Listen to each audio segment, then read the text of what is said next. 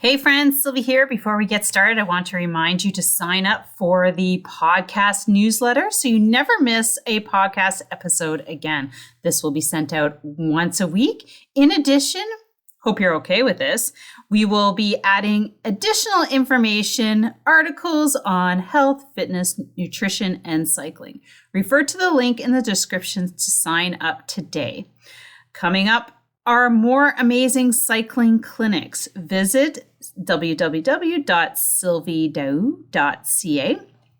Also in the show notes, the hottest clinic and webinar is about the bike maintenance.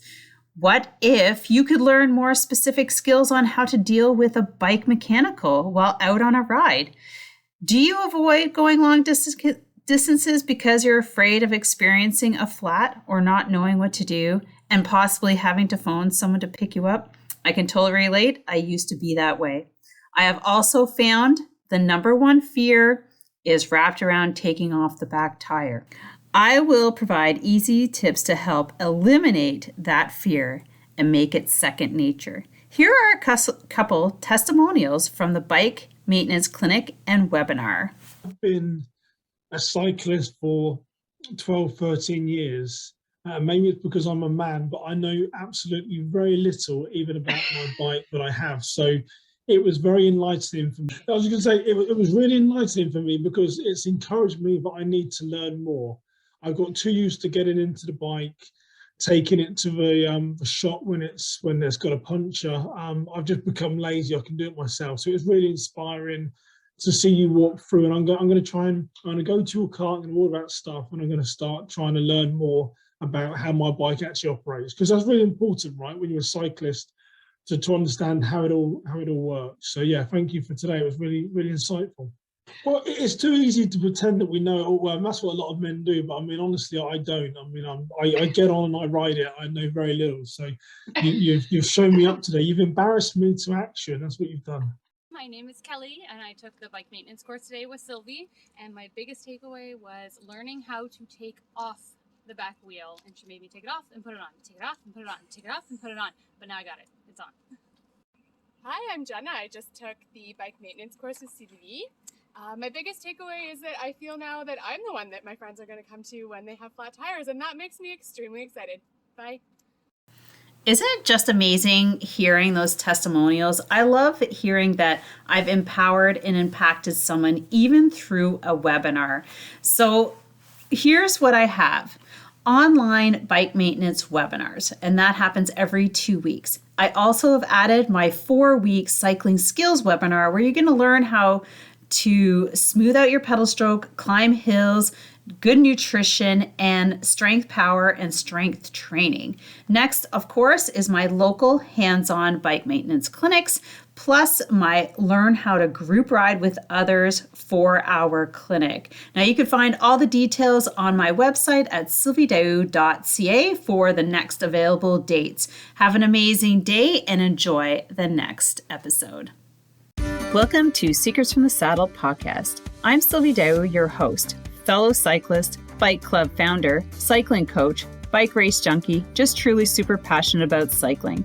My journey with cycling started 20 years ago when I opened a spin studio, started a women's race team, and founded a women's only cycling club called Cycle Fit Chicks. I'm super thrilled to reveal all aspects that make the world of cycling operate.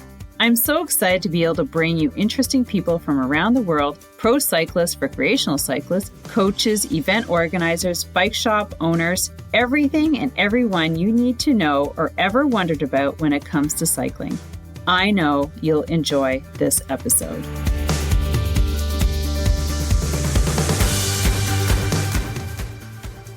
All right, Sylvie Dau here, Dau Training Systems, working with women 40 and over who are cyclists for better life, better, a healthy life. So I was just finishing up my ride here, and I always, and also your host of Secrets on the Saddle podcast. That's where we're talking right now. One of my episodes, and so I'm going to talk about the comparison game. Comparing, how often do we compare our experiences to other people's experiences, or other people, period. You might not even know what their experiences are. And that keeps us out of the game. That keeps us from moving forward and doing something, or joining a group, or getting that ride in, or that training. And you feel and you hold that person in contempt. I've had plenty of friends like that. They sit there and they look at me, because I get the messages. I'm like, yeah, you look like you're having fun and you're doing so good and you're so motivating, and I just can't get up. And I you don't know how many of those I get. But here's the thing. What if you got up? What if you got a quick workout in, and you felt amazing for the rest of the day, and you're in good humor and a good mood, and your husband noticed, and your friends noticed, and your workers noticed, and your kids noticed? Would that be worth it? I think so. So here's the thing about comparison. You know, we do lots of things, like a lot of people are watching us. Yeah, a lot of people are watching you, what you're doing.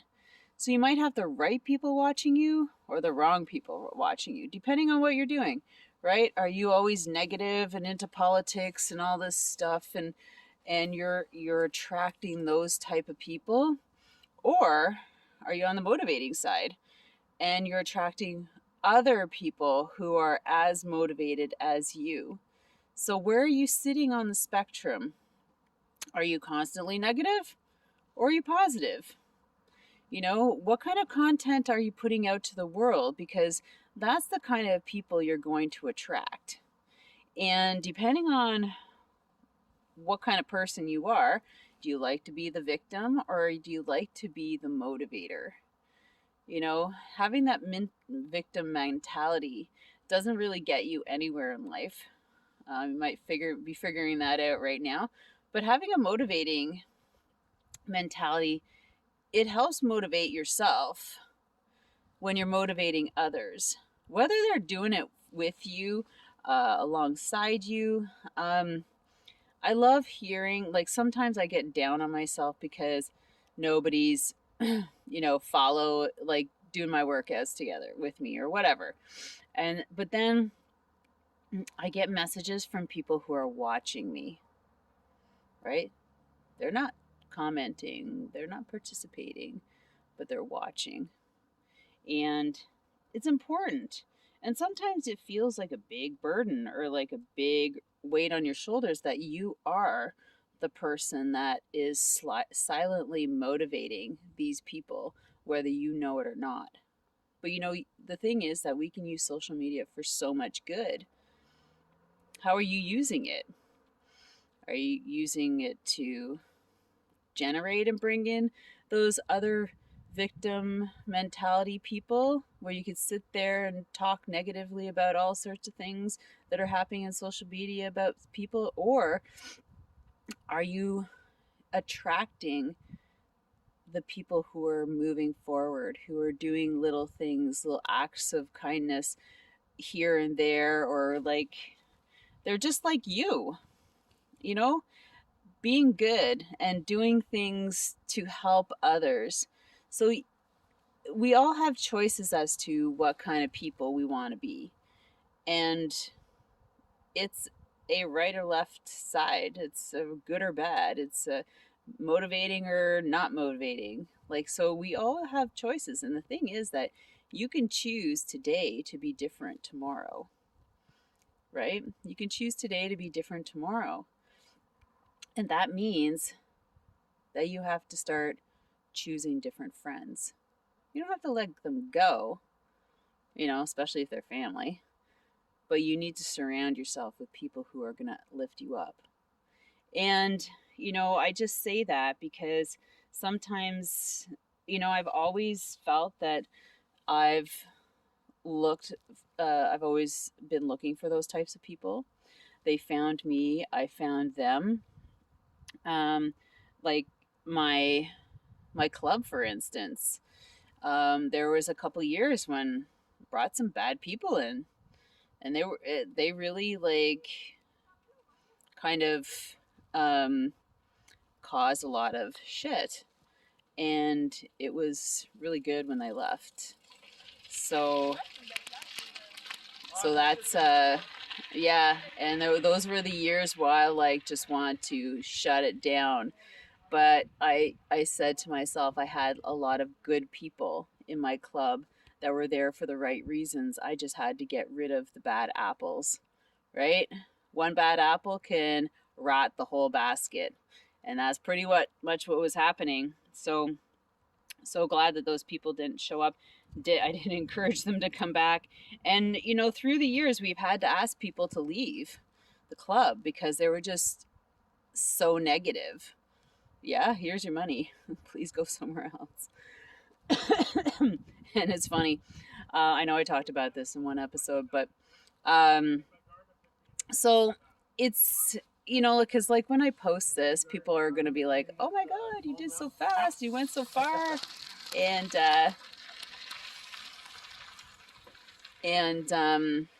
you know, but I can't believe I've almost like 50K on my mountain bike.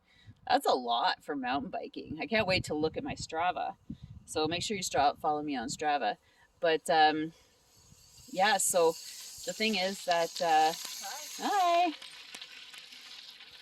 That you know, you can't compare what I'm doing to what you're doing because we're on different levels. Like you might be way higher than I am, but the thing is that I've just been doing some really smart training, I feel, because I don't feel exhausted. I'm going to go and soak my legs in the lake right after I'm like 5 minutes from home.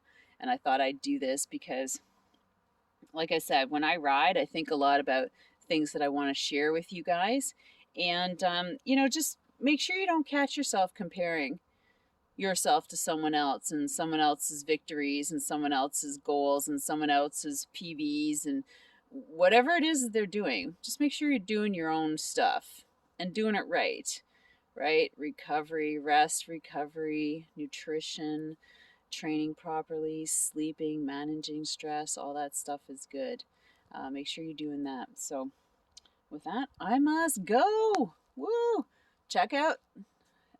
So this is May 6th? 7th? May 7th. Check out my May 7th Strava route. And so that's my mountain bike route. And I'm pretty cool. Like I was thinking about this all week. This is what I wanted to do. And I did it. And I felt pretty good. And so anyways, have yourself an amazing weekend and happy Mother's Day to all those amazing moms. Bye guys.